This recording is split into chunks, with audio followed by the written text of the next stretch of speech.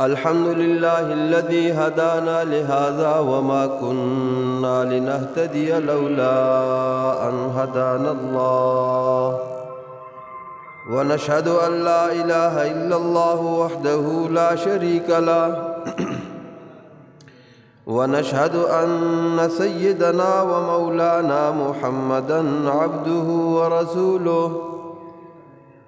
أما بعد فأعوذ بالله من الشيطان الرجيم بسم الله الرحمن الرحيم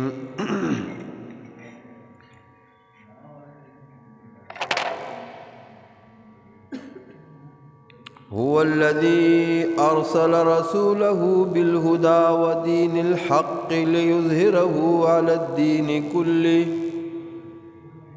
وكفى بالله شهيدا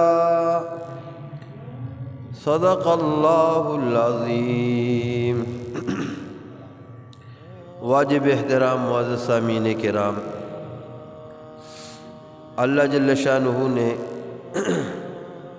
موقع محل کے احکامات نازل فرمائے ہیں اپنے بندوں اور بندیوں کو اپنے قریب کرنے کے لیے. جتنے بھی احکامات ہیں وہ اپنے قریب کرنے کے لیے اللہ نے نازل فرمائے. جو بھی احکامات کی ادائیگی میں آگے ہوگا وہ اللہ کے قریب ہوگا، اور جتنی سستی اور جتنی تاخیر ہوگی اتنا اللہ سے دور رہے گا. سب سے زیادہ احکامات کی ادائیگی میں سرفہرست انبیاء علیہ السلام کی جماعت ہے. اس لیے سب سے زیادہ قریب بندوں اور بندیوں میں انبیاء علیہ السلام ہیں. تو احکامات کی ادائیگی نزول قرب الہی کا ذریعہ ہے، اور اس کے انبیاء کے بعد الاہم فالاہم. جس نے احکامات کی ادائیگی میں زیادہ زور لگایا وہ آگے چلا. صحابہ کرام میں یہ چیز تھی، آخرت کے اعتبار سے، اعمال کے اعتبار سے، احکامات کے اعتبار سے ایک دوسرے پر حرص کیا کرتے تھے. حرص کا مادہ ہر ایک میں ہوتا ہے، ہر ایک میں، لیکن بعض حرص دنیا کے اعتبار سے ہوتا ہے، وہ نقصان دہ ہے اور اس کا گناہ ہوتا ہے، اور بعض حرص ہے آخرت کے اعتبار سے، تو وہ اس کا اللہ پاک نے حکم دیا فَلْيَتَنَافَسِ الْمُتَنَافِسُونَ. آؤ آخرت کے لیے اپنے جوہر دکھائیں، اپنا زور لگائیں اور اپنا حرص دکھائے، کتنا شوق ہے، کتنا ولولہ ہے، بتاؤ. فَلْيَتَنَافَسِ الْمُتَنَافِسُونَ. چاہیے کہ زور لگانے والے زور لگا دیں آخرت کے اعتبار سے. تو صحابہ کرام میں یہ مقابلے ہوا کرتے تھے، آخرت کے اعتبار سے مقابلے، دنیا کے نہیں. دیکھتے تھے فلاں آدمی، فلاں قبیلہ کیا نیکی کا کام کرتا ہے، ہم بڑھ چڑھ کر اس سے کوئی اچھا اور بڑا کام، کوئی کارنامہ آخرت کے لیے کر لیں. ایک دفعہ حضور کریم صلی اللہ علیہ وسلم نے ارشاد فرمایا کہ یہ کعب بن اشرف یہودیوں کا سردار تھا. کعب بن اشرف مدینے میں،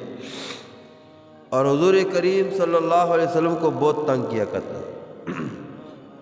مال خرچ کرتا، لوگوں کو چیزیں دیتے کہ جاؤ حضور کو تنگ کرو.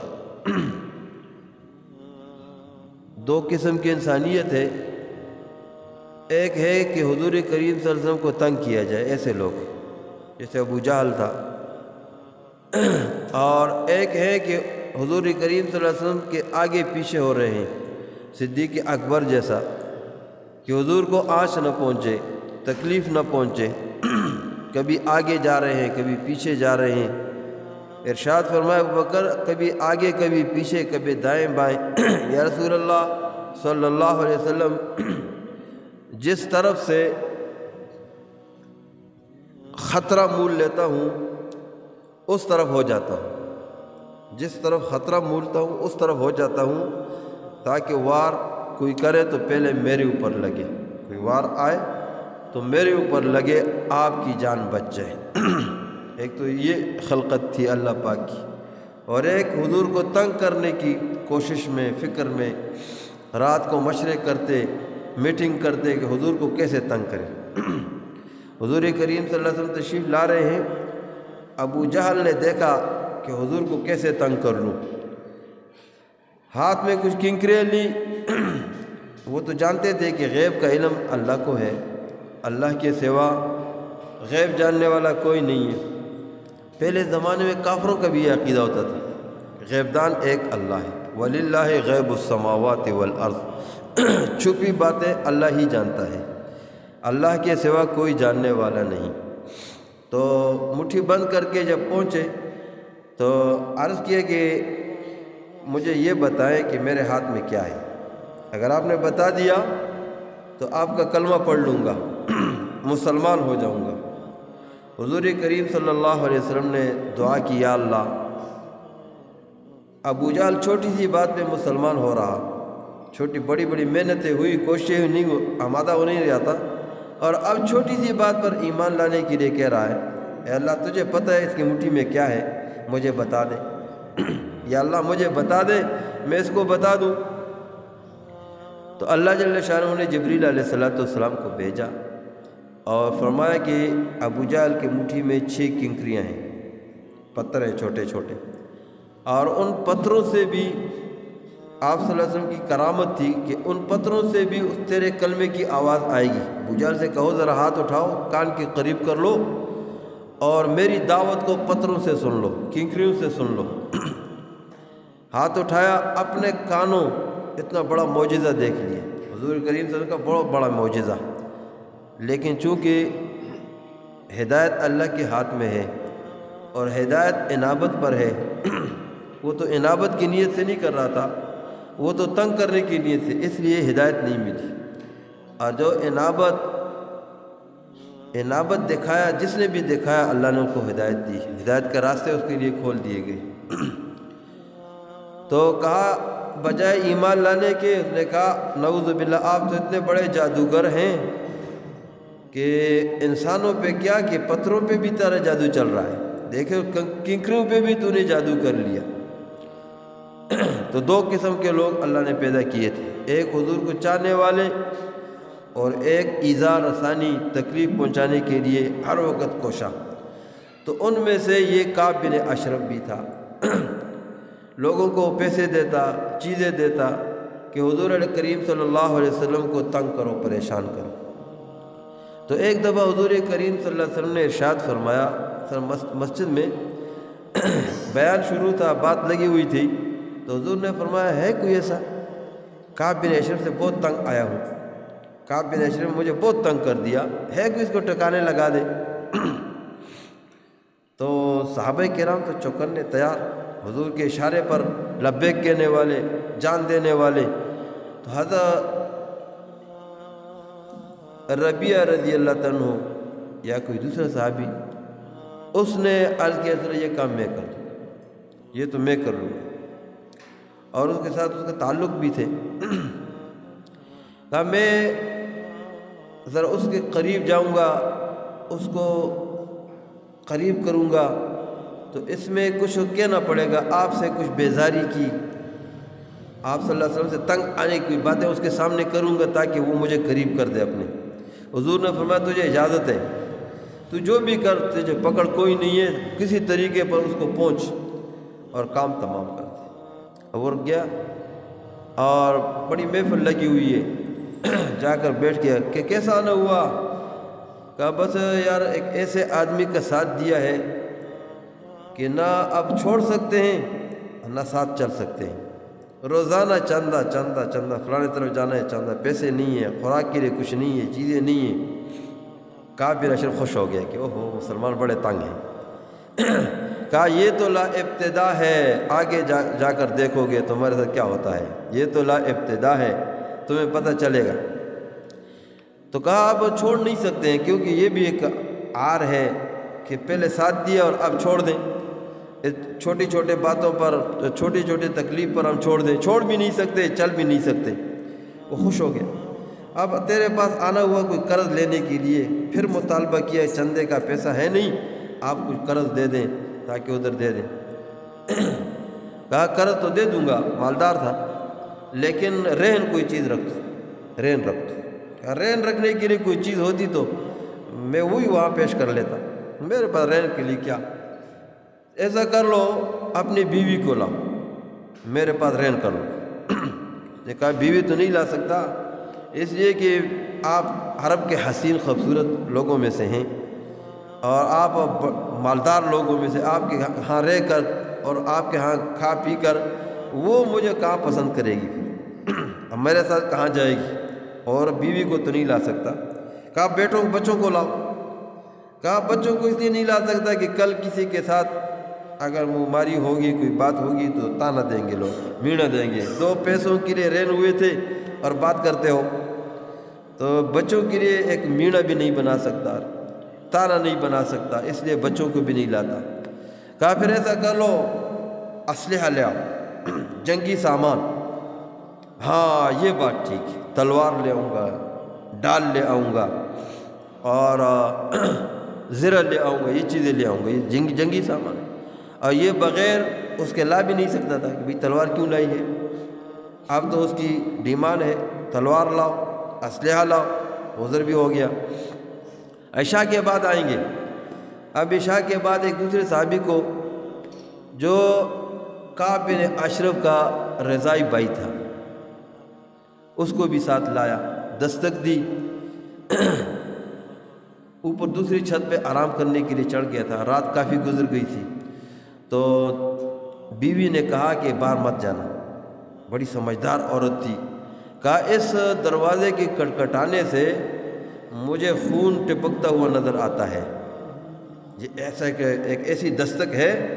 کہ خون ٹپکتا نظر آتا ہے، نہ جا۔ اس نے کھڑکی سے دیکھا، اور ارے بزدل، ایک تو میرا بھائی ہے اور ایک تماچے کا، ایک موقع کا آدمی بھی نہیں ہے، دوسرا میں پہلوان اور بہادر انسان، یہ دروازے پر کوئی آئے اور بہادر انسان دروازہ نہ کھولے، دروازے پر نہ جائے، یہ بھی ایک عار کی بات ہے، شرم کی بات ہے۔ یہ تو ایک تھپڑ کا بھی نہیں ہے، یہ کیا؟ نیچے آئے، جب ملے، معانقہ کیا، مصافحہ کیا، ارے بڑے زبردست قسم کی خوشبو آ رہی ہے۔ صحابی نے پوچھا کعب بن اشرف سے کہ بڑی زبردست قسم کی خوشبو، ایسی خوشبو تو کبھی نہیں سونگی۔ خوش ہو گیا اور کہا کہ یہ تو میرے پاس خوشبو بنانے والیاں اور خوشبو لگانے والیاں ہوتی ہیں گھر میں، وہ بناتی بھی ہیں لگاتی بھی ہیں۔ کہا اگر اجازت ہو تو آپ کے بالوں میں زلفیں رکھی ہوئی تھی، بالوں میں ذرا انگلی ہاتھ لگا دوں، خوشبودار ہو جائے، میرے ہاتھ بھی۔ بیوقوف تھا، سر نیچے کر دیا، ٹھیک ہے نا، یہ کیا مشکل ہے، ہاتھ لگا، اپنے ہاتھ معطر کر لو۔ دونوں ہاتھوں سے بال مضبوط پکڑ لیے اور پھر وہ رضائی بھائی سے کہا کہ اب تو مار، تلوار مار۔ تلوار لگائی، سر جدا، تن سے جدا کر دیا، سر تنے سے جدا ہو گیا اور سیدھا دوڑتے دوڑتے حضور کے سامنے سر پھینک دیا۔ یہ اللہ کے دشمن کا سر آ گیا،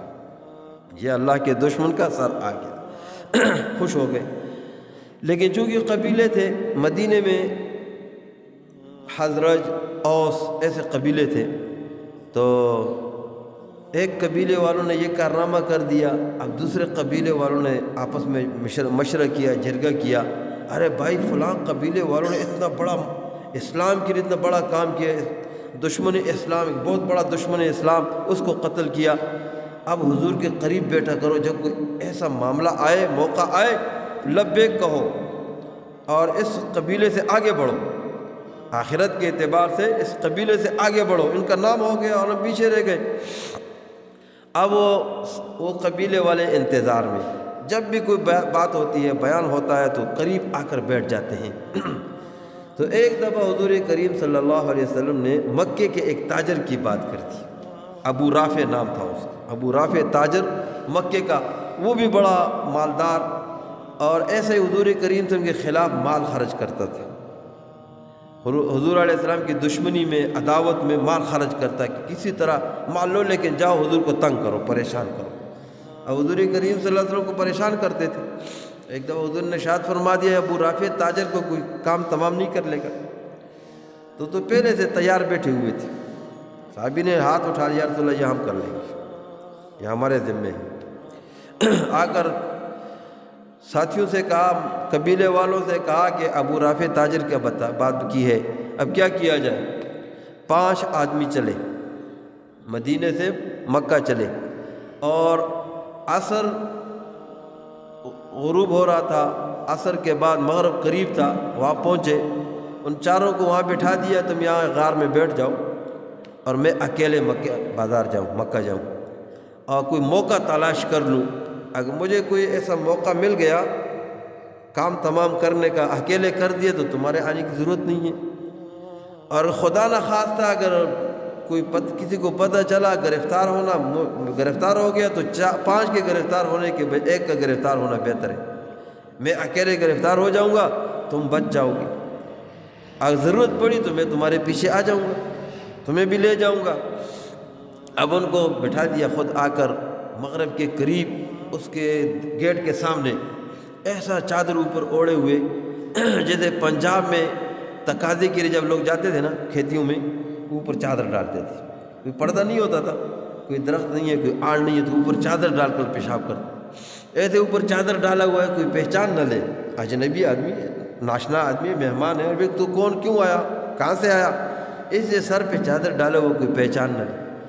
اتنے میں دربار نے آواز لگائی، چوکیدار ابھی اندر آنے والا کوئی ہو تو میں گیٹ بند کرتا ہوں۔ سورج غروب ہو چکا تھا، اذانیں ہو رہی تھی، مغرب کا ٹائم تھا، تو میں چادر گھسیٹتا ہوا، کچھ منہ کچھ چھپا ہوا ہے، کچھ کھلا ہوا ہے، گیٹ کے اندر ہو گیا۔ تو جا کر استبل میں، گھوڑوں کے پاس ہی استبل میں بیٹھ گیا، پہچان نہ لے، چھپکے سے کام کرنا ہے۔ اب عرب کے اندر ایک دستور تھا، عرب میں بہت سارے کچھ اچھے دستور بھی تھے، کچھ بیکار بھی تھے۔ جب چاندنی ہوتی تھی تو رات گئے تک چاندنی میں بیٹھ کر قصے کہانی کیا کرتے تھے، پرانے بادشاہوں کی، لڑائیوں کی یہ باتیں ہوتی تھی، کافی رات تک یہ قصے کہانیاں۔ تو بہت سارے لوگ جمع تھے، چائے بھی چل رہی تھی، شراب بھی چل رہے تھے، اور ساتھ میں قصے کہانیاں بھی ہو رہی تھی۔ یہ انتظار میں بیٹھے ہوئے، یار کب یہ لوگ جائیں گے، کوئی سناٹا ہوگا، میں جاؤں گا ابو رافع کے پاس۔ جب کافی رات گزر گئی تو لوگ چلے گئے، اپنے اپنے ٹھکانوں پہ لگ گئے، اور چوکیدار نے بھی اٹھ کر دروازہ گیٹ بند کر دیا اور تالا لگا کر چابیاں لٹکا دی، یہ دیکھ رہا ہے چابی کہاں رکھتا ہے، اور خود جا کر اپنے کمرے میں گیٹ بند کر دیا، سو گیا۔ تھوڑی دیر کے بعد یہ اٹھا اور چابیاں لے کر وہ دروازہ کھول دیا، گیٹ کا تالا کھولا اور باہر نکل کر قریب کے جتنے گھر تھے وہ کنجیاں لگا دی، باہر سے زنجیریں لگا دی تاکہ کوئی گڑبڑ ہو گیا، شور ہو گیا، اور لوگوں کو نکلتے نکلتے میں کہیں بھاگ جاؤں گا، ورنہ لوگ نکل کے مجھے پکڑا جاؤں گا پھر، سمجھ دیا اللہ نے۔ تو پھر آ کر اوپر سیڑھیوں پر، دوسرے چھت پہ تھا، سیڑھیوں پر چڑھا۔ اب کہا میں سوچ رہا تھا کہ یہ کہاں پہ ہوگا، اندھیرا ہے اور کوئی آہٹ بھی نہیں ہے، تو میں نے کوئی آہٹ سی کر دی، پیر کسی چیز کو مارا تو ایک دم کہہ دے کون ہے، ارے کون، تو میں آواز کے پیچھے گیا، ہاتھ رکھا اور تلوار پیٹ میں گھونپی، تو جب نکالی تو چیخا، تو میں سمجھ گئی کہ چیخ کم نہیں ہو رہی، یہ جو وار ہے یہ صحیح نہیں، یہ غلط ہے، اس لیے خیر خواہ کی شکل میں آواز نکال گئی، کون، کس نے مارا، کیا ہو گیا، ارے تو کون ہے، میرے قریب آ جا، کسی نے مجھ پہ وار کر دیا۔ اب قریب جا کر اطمینان سے ہاتھ رکھ کر پیٹ پہ جگہ معلوم کر کے پھر دوبارہ زور سے لگا دیا، وار لگایا اور دوسری طرف سے تلوار نکال دی۔ اب جب کھینچا تو اب اس کی آواز کم ہو رہی تھی، چیخنے کی آواز کم، میں کہا یہ وار صحیح ہے بھی۔ اب وہاں سے نکلا اور نیچے سیڑھیوں پہ جب اتر رہا تھا تو پتہ نہیں تھا کہ سیڑھی کی ختم ہے، آخری سیڑھی پر پھسل گیا اور گر گیا، پاؤں ٹوٹا، جلدی سے پٹکا کھولا، پیر باندھ کر پھر بھی لڑکتا ہوا پہنچا اپنے ساتھیوں کو، اور انہوں نے کہا جاؤ تم مدینہ منورہ حضور کریم صلی اللہ علیہ وسلم کو خوشخبری سناؤ کہ ابو رافع تاجر کو ہم نے ٹھکانے لگا دیا اور میں یہاں بیٹھتا ہوں، میں نہیں جاتا ہوں۔ اس صحابی نے کہا میں نہیں جاؤں گا، کیونکہ صبح کے اعلان تک، کہ اگر اعلان ہو گیا کہ کسی نامعلوم افراد نے ابو رافع تاجر کو قتل کر دیا پھر تو میں بھی آ جاؤں گا، اعلان نہ ہوا تو پھر میں پھر جاؤں گا، پھر تو یہ بچ گیا، پھر تو نہیں مرا ہوگا، لہٰذا میں صبح کا انتظار کروں گا اور تم جاؤ خوشخبری سناؤ۔ اور وہ چار گئے اور یہ بیٹا جب صبح ہوا تو صبح اعلان ہو گیا ابو رافع تاجر کو کسی نامعلوم افراد نے رات کو قتل کر دیا۔ یہ خوش ہو گیا، ٹانگ کا پتہ بھی نہیں ہے، بھول گیا اور دوڑا، اپنے اونٹ پر بیٹھا دوڑ رہا ہے تو اپنے ساتھیوں سے آگے نکل گیا، ساتھیوں سے آگے نکلا، جا کر حضور کریم صلی اللہ علیہ وسلم کو خوشخبری سنا دی۔ حضور نے ارشاد فرمایا یہ ٹانگ کا کیا بات ہے، یہ بازی، یا رسول اللہ یہ تو مجھ کو یاد ہی نہیں ہے، یہ تو ٹوٹ گئی اور گرا تھا سیڑھی پر، قریب کر لو، لعاب دہن، منہ مبارک کا تھوک مبارک جو نا وہ لگایا، کہ میرے جو روغ پیر تھا اس سے یہ مضبوط تھی، اور نہ درد نہ زخم اور نہ وہ چوٹ، کچھ بھی نہیں، اللہ نے صحت دی۔ معجزات نبی کریم صلی اللہ علیہ وسلم ہیں۔ تو ایسے صحابہ کرام ایک چیزیں تھی، ایک دوسرے کو دیکھ کر حرص کرتے تھے، لیکن حرص آخرت کے اعتبار سے، دنیا کے اعتبار سے کوئی حرص نہیں تھا۔ کوئی زیادہ کمایا تو دوسرے کا میں بھی زیادہ کما لوں، دنیا نہیں، آخرت کے اعتبار سے کمانے کا شوق تھا، رغبت تھی۔ ایک صحابی آئے، اپنے باغ میں لگے کاروبار کر رہے ہیں، تو دوسرے نے کہا یار اپنے باغ میں لگے ہوئے ہو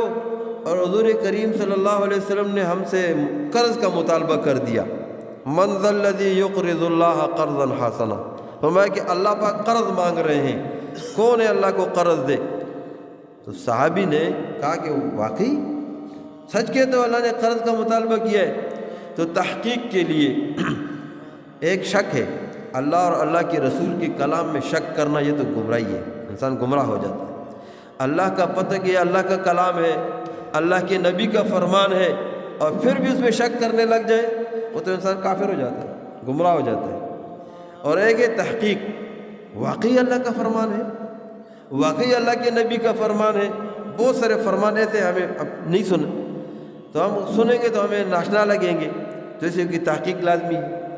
تو صحابی نے کہا کہ جب میں تحقیق کروں واقعی اللہ نے قرض کا مطالبہ کیا ہے۔ مسجد نبی آئے اور حضور کریم مسجد میں ممبر پر تشریف فرمائے، عرض کیا رسول اللہ صلی اللہ، کیا واقعی اللہ پاک نے ہم سے قرض کا مطالبہ کر دیا؟ ہاں اللہ پاک نے قرض کا مطالبہ کیا۔ یہ آیت کریمہ سنا دی، من ذا الذی یقرض اللہ قرضا حسنا فیضاعفہ لہ اضعافا کثیرا، کون ہے جو اللہ کو قرض دے اس کو کئی گنا کر کے واپس دوں، کئی گنا کر کے واپس دوں۔ تو اسی میدان میں صحابہ میں یہ خوبی تھی، سننے کے لیے، عمل کے لیے اور آگے پہنچانے کے لیے ایک ہی میدان ہوتا تھا۔ ایک ہی میدان میں جب بات سنتے تھے نا، کوئی حکم سنتا اسی وقت عمل پیرا ہو جاتے تھے، عملی زندگی، اور اسی وقت اوروں تک پہنچانے کے لیے فکر میں لگ جاتے تھے۔ اور ہم میں صرف فرق یہ پڑ گیا کہ ہم سننے کے لیے ایک میدان ہوتا ہے، پھر کہ عمل کریں گے چلو اس کے لیے دیکھا جائے گا، پھر عمل کے لیے انتظار کرتے ہیں، پھر آگے دوسروں تک پہنچانے کے لیے موقع تلاش کرتے ہیں، کبھی پہنچا لیں گے۔ صحابہ میں یہ بات نہیں تھی، اس سے صحابہ عزت کے چوٹیوں پہ اللہ پاک نے پہنچا دیے کہ سننا اور عمل کرنا اور آگے پہچانا ایک ہی مجلس میں ہوتا تھا۔ تو جو ہی سنا کہ اللہ قرض کا مطالبہ فرما رہے ہیں تو اسی میدان میں اعلان کر دیا، رسول اللہ میرا فلاں باغ میں نے اپنے رب کو قرض دے دی۔ اب صرف باغ نہیں تھا، اس باغ میں اس کا گھر بھی تھا، اس باغ سے اس کے کھانا پینا سارے اسباب تھے، زندگی کے سارے اسباب اسی باغ سے تھے۔ اب گھر وہاں سے نکلنا بھی پڑے گا، ہجرت کرنی پڑے گی، باغ بھی چھوڑنا، ہجرت بھی کرنی، ٹھکانا بھی۔ اب جب آیا تو جو وقف کیا تھا، باغ وقف کیا، اب یہ بھی گوارا نہیں ہے کہ وقف شدہ جگہ میں اندر جاؤں، ورنہ جائزہ جا کر اندر اپنا سامان لے آتے، اپنے بچوں کو باہر کرتے، بیوی کو باہر کرتے، مویشی باہر کرتے، نہیں۔ اب جناب جو وقف کیا اللہ پاک کو دے دیا، اب تو اختیار ہی ختم ہو گیا، اب میں اندر کیسے جاؤں؟ آج کل ہم بھی وقف کرتے ہیں مسجدوں کے لیے، مدرسوں کے لیے جگہ وقف کرتے نا، پھر جب شیطان وسوسہ ڈالتا ہے تو پھر کہتے ہیں کہ بھائی یہ تو مجھے واپس کر دو، اور یہ تو یہ ایسا ہے، پھر اپنے اختیار سے جماتے اختیار کرتے ہیں، حالانکہ ثواب سارا ختم ہو جاتا ہے، تو ثواب ختم ہو۔ تو صحابی نے وقف کر کے اب اندر قدم رکھنے کے لیے تیار نہیں جاؤں گا، باہر سے اپنی بیوی کو اعلان کرتا ہے، بیوی باہر نکل، میں نے باغ اپنے رب کو قرض دے دیا، وقف کر دیا، صدقہ کر دیا۔ تو اس وقت چونکہ محنت سارے طبقات پر تھے، آج خاون بغیر مشورے کے اپنی بیوی کے مشورے کے ایسا کام کر لے، اوہو، پھر گھر میں جائے اور گھر میں اس کے آنے کی اجازت اور جگہ ہو جائے، بڑی مشکل، اس لیے کہ محنت نہیں ہے۔ اس وقت سارے طبقات پہ محنت تھی، مردوں میں عورت، عورتوں پہ محنت، بچوں پہ محنت، بچیوں پہ محنت، غلاموں پہ محنت، زندگی کے ہر شعبے میں اور ہر شعبے والوں میں محنت تھی، اس لیے دین پر چلنا آسان تھا، کوئی مشکل نہیں تھی، دین پر چلنا آسان تھا۔ تو بیوی بھی اللہ والی تھی، اس پر محنت ہوئی تھی، جب بات سنی کہ اللہ کو قرض دیا ہے تو اندر سے آواز دی کہ ربحتا یا بہتا، تو نے فائدے کا سودا کر لیا، بڑے فائدہ کا سودا تو نے کر لیا، بڑا فائدہ فائدے کا۔ اور وہاں سے اپنا بستر گول کر کے واپس باہر نکل گئی، گھر بھی چھوڑا، باغ بھی چھوڑ دیا۔ حضور کریم صلی اللہ علیہ وسلم فرمایا کہ جہاں چاہتے ہو وہاں آپ اس کو تقسیم کر دیں اور صدقہ کر دیں، ہماری طرف سے وقف ہے۔ تو صحابہ کرام کی یہ ایک شان تھی کہ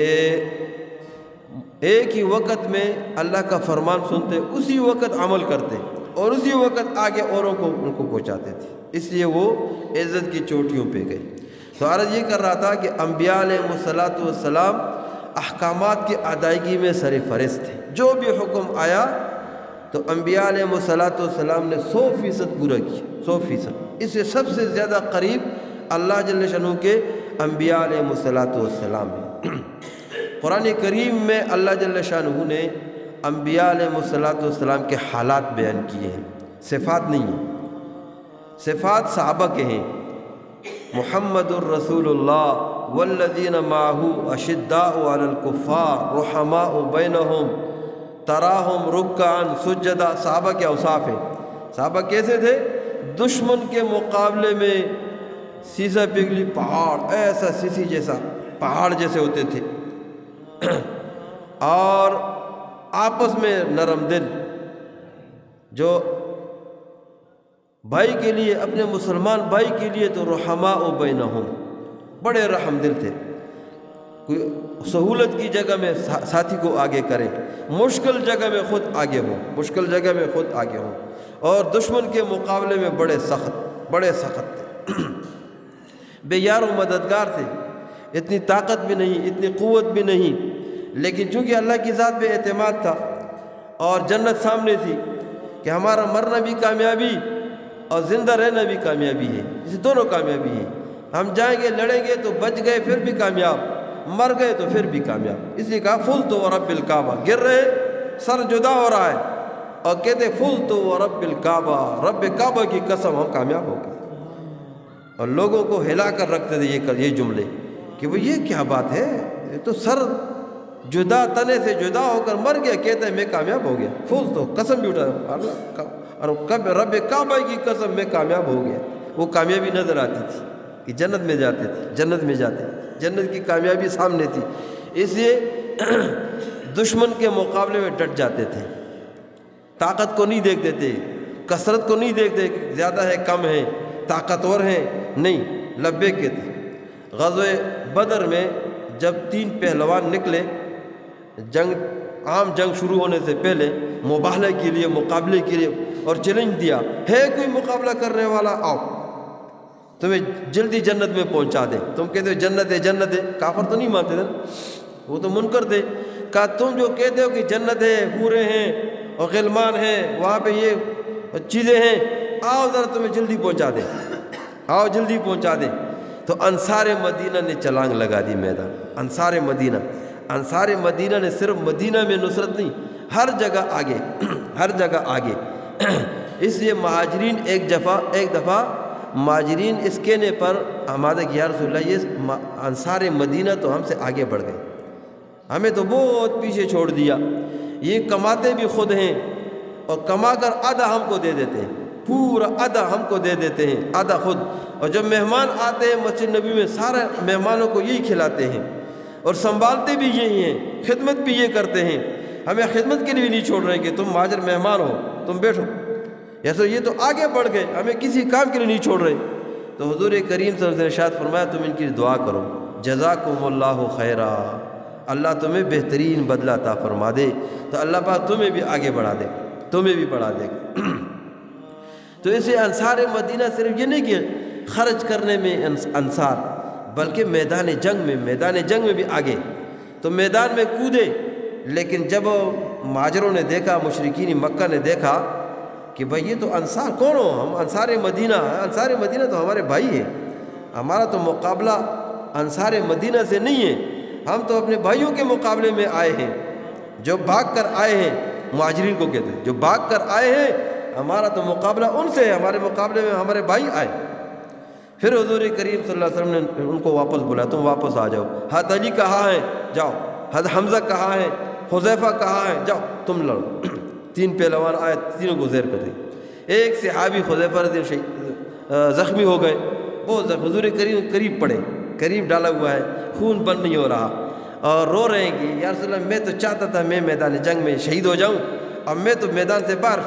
مر رہا ہوں، اب شہادت کی تمنا تھی وہ پوری نہیں ہو رہی، تو حضور کریم صلی اللہ علیہ وسلم نے ارشاد فرمایا تیری شہادت کا گواہ میں بنوں گا قیامت کے دن۔ ہاں جی، شہیدوں کے گواہ ہوں گے نا، کسی کے گواہ ریت کے ذرے ہوں گے اور تلوار کی دھار ہوگی، کسی کے لوگ ہوں گے، اور حضرت عثمان رضی کی شہادت کا گواہ قرآن کریم ہے، کیونکہ جب گرے تو قرآن کریم نے اس کو اپنے آغوش میں لیا، گود میں لیا، حضرت عثمان کی شہادت کا گواہ قرآن کریم ہے، اور حضور نے فرمایا میں تیری شہادت کا گواہ بنوں گا کہ یہ شہید ہے، تو شہید ہے، خوش ہو گیا، ٹھیک ہے پھر میں نہیں روں گا۔ تو انصار مدینہ آگے بڑھے، اس لیے انصار مدینہ نے اس لیے فرمایا کہ اشداء الکفار، کافروں کے مقابلے میں بڑے سخت تھے، یہ نہیں دیکھتے کہ بھئی مقابل کیسا ہے۔ عمرو بن ود جب میدان میں آیا خندق کے مقام پر، جب میدان میں آیا للکارا ہے کوئی مقابلے والا ہو،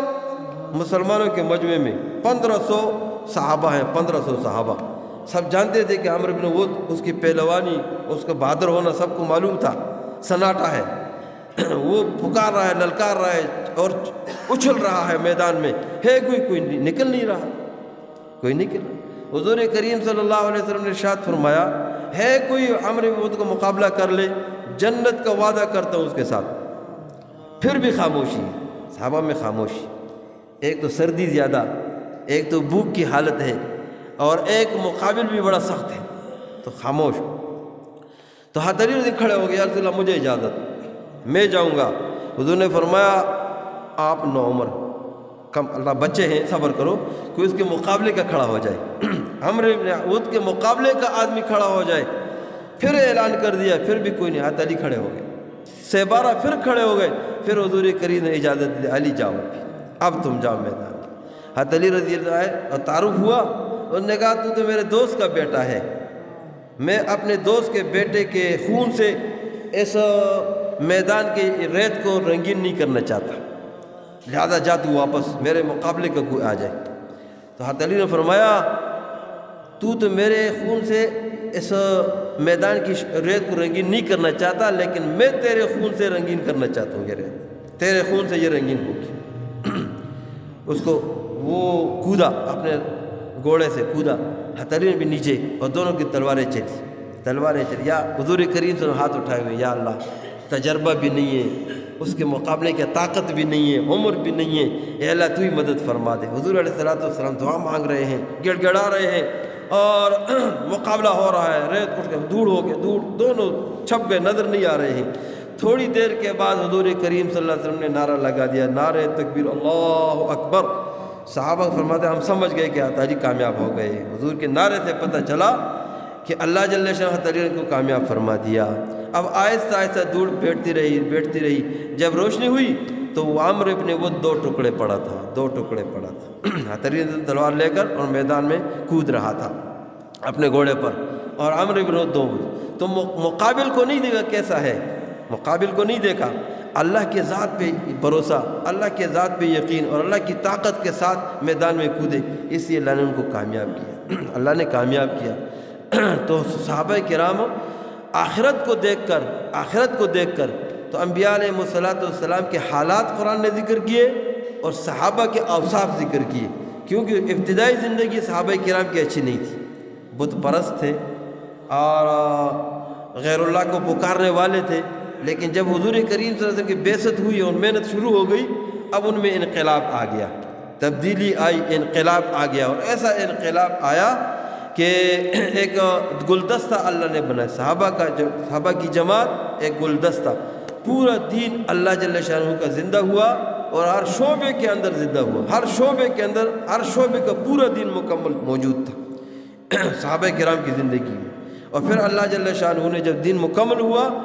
اور پورا زندہ ہوا، پھر اللہ جل شانہ نے برکتوں رحمتوں کے دروازے کھول دیے صحابہ کرام، بہت تھک گئے اور بہت قربانیاں دی اور بہت مشقتیں برداشت کی، مکے میں مار پٹائی اور حکم تھا کہ قو انفسکم، اپنے ہاتھوں کو بند کرو، ہاتھ بند، مقابلے کی اور بدلے کی کوئی اجازت نہیں ہے، صرف مار کھاؤ اور گالی گلوچ سنو۔ مدینہ میں جا کر پھر ہاتھ کھول دیا اللہ پاک نے، اب پکڑو ان کو، جو بھی آئے اب ان سے پوچھو کیوں آئے ہو۔ پہلے بدر میں، پھر احد میں، پھر خندق میں، اور خندق کا آخری لڑائی دفاعی لڑائی آخری مسلمانوں کی، معاذ رضی اللہ تعالیٰ نے دعا کی، یا اللہ اگر مسلمانوں کی آخری دفاعی لڑائی ہے پھر مجھے موت منظور ہے، مر جاؤں۔ تیر لگا تھا ایک رگ پر، پاؤں میں خون بند نہیں ہو رہا تھا، اور کہا یا اللہ اگر یہ آخری دفاعی لڑائی نہیں ہے پھر بھی کافر آئیں گے مسلمانوں پہ حملہ کریں گے، تو اے اللہ پھر مجھے موت نہ دے تاکہ مسلمانوں کا دفاع کروں، پھر دفاع کروں۔ بیویوں کے لیے، باغات کے لیے زندگی نہیں چاہتے تھے، آخرت کے لیے، دین کے لیے، تاکہ مسلمان اسلام کی اور دین کی میں دفاع کروں، پھر موت نہیں چاہتا، اور اگر یہ آخری دفاعی لڑائی ہے پھر موت منظور ہے، اور پھر وہ خون جاری ہوا اور شہید ہو گیا، وہ آخری لڑائی۔ اس کے بعد صحابہ نے دفاعی جنگ نہیں لڑی بلکہ جارحانہ جنگ لڑی، کبھی تبوک جا رہے ہیں، کبھی فتح مکہ جا رہے ہیں، کبھی کہاں جا رہے ہیں، کبھی کہاں وفود جا رہے ہیں، فوجوں کے فوجیں بیچ رہے ہیں، اور اللہ جل شانہ نے جوک در جوک انسانوں کو مدینے کی طرف رخ کر دیا اور آ رہے ہیں۔ تو انبیاء علیہ السلام کے حالات اور صحابہ کے اوصاف قرآن نے ذکر کی، اور حالات انبیاء کے کیوں ذکر کیے کہ ہم مسلمان ان حالات کو پڑھ کر، سن کر اور اس پر عمل کریں، زندگی میں لائیں۔ جو حالت پیغمبروں پر آئے اس حالت میں پیغمبر نے کیا کیا، مصیبت آئی، تکلیف آئی، پریشانی آئی، اللہ کی طرف متوجہ ہوئے، تو قیامت تک آنے والوں کے لیے سبق دے دیا کہ تم بھی جب بھی حال آئے پہلی نگاہ اللہ کی ذات پر جائے، پہلی نگاہ اللہ کی ذات پر جائے، اس کے بعد پھر اسباب کو تلاش کیا جائے، اس کے بعد اسباب، پہلا یہ نہ ہو کہ پہلے اسباب اور آخر میں کہے کہ بھئی اللہ مالک ہے، آخر میں اللہ مالک نہیں، پہلے نمبر پر اللہ مالک ہے، اس کے بعد پھر اسباب کو تلاش کرنا۔ یہ انبیاء علیہ السلام کا سبق ہے، اور اللہ جل شانہ نے ارشاد فرمایا کہ یہ حالات میں نے اس لیے بیان کیے ہیں کہ تاکہ تم نصیحت پکڑو، اس سے نصیحت حاصل کر لو اور اپنی زندگی کا دستور اس کو بنا دو۔ اللہ پاک عمل کی توفیق عطا فرمائے۔ وآخر دعوانا الحمدللہ۔